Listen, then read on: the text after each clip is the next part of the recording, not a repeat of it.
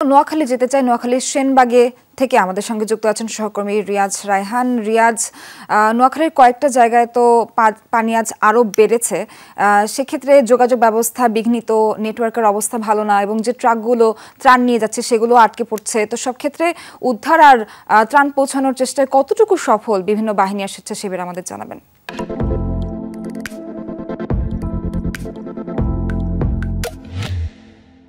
সোহার, এখন পর্যন্ত আমরা যেখানে রেখেছি সেনবাগে গত দুদিন ধরে আর পানি বাড়তে শুরু করেছে এবং প্রত্যন্ত অঞ্চল যেগুলো রয়েছে উপজেলা সদরের ছাড়া প্রত্যন্ত অঞ্চলগুলোতে ত্রাণ সহযোগিতা শুধুমাত্র বেসরকারি কিছু সংস্থা বা স্থানীয় তরুণ যারা রয়েছেন তাদের উদ্যোগে ছাড়া সরকারি কোনো ত্রাণ এখন পর্যন্ত পৌঁছায়। আমরা যেখানে রয়েছি সেটি সেনবাগ থেকে একবারে ফেরি পর্যন্ত যে আঞ্চলিক সড়ক, সেই সড়কেই একেবারে হাঁটু পানি। আমরা দেখতে পাচ্ছি একটি দল যাচ্ছে, যারা ত্রাণ দিতে যাচ্ছেন তারা নিজেদের উদ্যোগে। আপনারা একটু বলবেন যে কোথা থেকে এসছেন এবং এই ভিতরে কতটুকু যাবেন?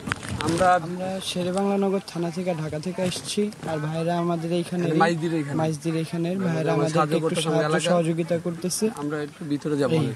আচ্ছা, এখন পর্যন্ত আসলে যে অবস্থা দেখছেন, মানে আপনাদের দেখে কি মনে হচ্ছে এলাকার উপর? আমরা দেখুন খুব খারাপ। এখানে যত পরিমাণ আপনারা টান দিতে পারেন না, এখানে মানুষের খাবার দাবার নাই কিন্তু কিছু ভিতরে। আর হচ্ছে মেন কথা হচ্ছে পানির সংকট, ধরতে গেলে পানি নাই গা। এখন বাইরে যে ভাই ব্রাদার আছে বা বড় ভাইরা ছোট ভাইরা আছে, যত পারেন টান নিয়ে আসেন এখানে, এই মানুষ সাহায্য করেন। আপনারা একটা গ্রুপ হয়ে এখানে আসেন, পর্যাপ্ত না নিজেকে এলাকা নিয়ে আসেন না, সব নিজের এলাকা থেকে টান কিনে নিয়ে আসেন, কিন্তু এখানে কোনো কিছুই নাই। যতটুকু মেন হচ্ছে আপনি নিজের সেফটিটা নিজে রাখবেন, সেফটিটা হচ্ছে প্রয়োজন। ধন্যবাদ। স্যার, শুনছিলেন আমি একটু বাড়িঘরের অবস্থা যদি একটু দেখাতে চাই, যে আমি একটু সময় নিয়ে আপনাকে দেখাতে চাই। এই যে বাড়িটা দেখছেন এখানে, সেটি একেবারেই প্রায় অর্ধেক পর্যন্ত পানিতে ডুবে গেছে। আমি কতটুকু দেখাতে পারছি বুঝতে পারছি না, যে এটি প্রায় সবগুলো বাড়িঘরেরই একই অবস্থা।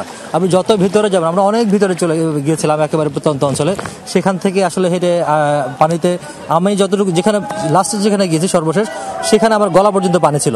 সেই গলা পানিতে আমরা হেঁটে অনেক দূর হেঁটে তারপরে কোমর পানিতে এসে থেমেছি। তো আসলে বলা যায় যে পানি যেভাবে বাড়ছে, যদি এটি নামার জন্য বাড়া হয় তাহলে হয়তো কিছু দু একদিনের মধ্যে পানি নেমে যাবে।